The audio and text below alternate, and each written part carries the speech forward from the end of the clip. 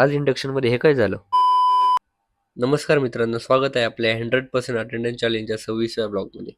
आज सकाळी कॉलेजमध्ये आल्यावर सगळ्यात आधी आपल्या DYPI बिल्डिंगची एंट्री सजवलेली दिसली. ती खूप छान सजवली होती. ते पाहून आम्ही आपल्या शांती ऑडिटोरियममध्ये आलो. इथे येऊन नियोजनाची पाहणी केली आणि आपल्या दिशारंभ या इंडक्शन इव्हेंटसाठी काही छान सिनेमॅटिक शॉट्स घेतले. दिशारंभ हे नाव खूपच अर्थ म्हणजे नवीन बॅचच्या आयुष्यात एक नव्या दिशेची सुरुवात. मग काय आम्ही VIP साठी असलेल्या सीट्सवर कव्हर्स लावले आणि नावाचे स्टिकर्सही चिटकवले. हळूहळू पूर्ण ऑडिटोरियम भरत गेलं आणि सगळ्यांना उत्सुकता लागली होती की आपल्या प्रमुख पाहुण्यांची. थोड्याच वेळात ते आले आणि दिशारंभाची सुरुवात झाली. आम्हा व्हॉलंटिअरचे काम फक्त मुलांना त्यांच्या जागेवरून बसवणे, कोणताही गोंधळ होणार नाही याची काळजी घेणं होतं. नंतर the now and the next या पल्लवी मॅमनी लिहिलेल्या पहिल्या पुस्तकाचे प्रकाशन झाले. त्यांनी हे पुस्तक इतर HODींसोबत प्रकाशित केले. आम्हा व्हॉलंटिअरला टर्न बाय टर्न काम करायचं असल्यामुळे थोडा ब्रेक पण मिळत होता अधूनमधून.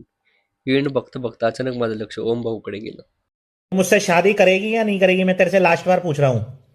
आणि त्या दुसरीकडे कोहली भाऊ गेम खेळत होता. आजचा माझा लुक तुम्ही बघू शकता. NSSचा बॅच आणि DYPI ID कार्ड. आता आम्ही ऑफिशियली सिनियर झालो हे दिसलंच पाहिजे. त्यानंतर आमच्या कोऑर्डिनेटर प्रियंका मॅम यांनी मराठी आणि इंग्लिशमधून खूप छान सूत्रसंचालन केले. DYPIU मध्ये शिक्षकांच्या मार्गदर्शनाखाली प्रबुद्ध आणि सशक्त युवा पिढी घडवली जाते, जे समाज व राष्ट्रांच्या उभारणीत मोलाचा वाटा उचलतात. त्यांनी प्रत्येक डिपार्टमेंटच्या HODीची माहिती दिली. मग काही डान्स परफॉर्मन्स झाले आणि मेहफिल क्लबने गाण्याची मेहफिल सादर केली.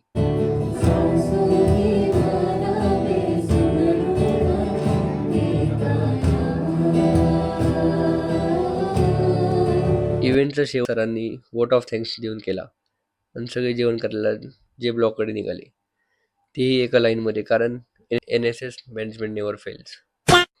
आम्ही व्हॉलेंटिअर्स नेहमी शेवटी जेवतो, कारण अतिथी देवो भव. आधी विद्यार्थी, शिक्षक, पालक, मग आम्ही. नंतर मी सुद्धा शेवटचा एक सिनेमॅटिक शॉट घेऊन जेवण करायला निघालो. जाताना दीपिकाने सगळ्यांना ऊर्जा मिळावी म्हणून बदामाचं वाटप केलं. ते खाऊन आम्ही जे बिल्डिंगमध्ये आलो. थोडं फ्रेश झालो आणि लॉबीमध्ये बसलो. बहुत भूख लगी हमको, फिलहाल एनर्जी बहुत डाउन है। हा व्हिडिओ काढताना एक बकासूर जेवताना दिसला. नाण्यानं फक्त एकच बकासूर जेवताना पाहिला. मग आम्ही जरा अजित सरांसोबत आजच्या इव्हेंटबद्दल आणि इंडस्ट्रियल व्हिजिटबद्दल चर्चा केली. त्यानंतर जेवायला गेलो. आजचं जेवण तुम्ही बघू शकता. जेवण करून सगळ्यांनी एक ग्रुप फोटो काढला आणि घरी जायला निघालो. पाऊस कमी झाल्यामुळे मस्त ऊन पडलं होतं. मग काय लगेच गाडी काढून घराकडे निघालो. आजचा ब्लॉग इथे संपूया आणि उद्या भेटूया नवीन व्हिडिओमध्ये. आणि ज्युनियर्स आपण उद्या भेटूयाच की. धन्यवाद.